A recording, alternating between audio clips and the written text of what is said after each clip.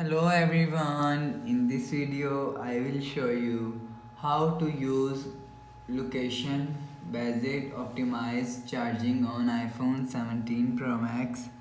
So let's start the video. First of all, go to app library. Now here click on utilities folder.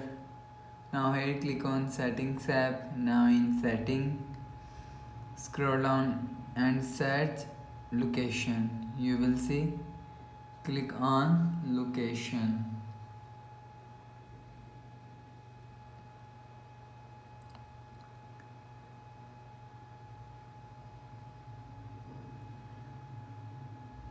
You will say click on location service. So first make sure location service button is turned on. So after turn on location service button, go back to settings. Now in setting, click on battery. Now here click on battery health and charging. So make sure optimize battery charging button is turned on. So after turn on this button, go back to home screen, refresh phone. So that's how you can use location based optimize charging on iPhone 17 Pro Max.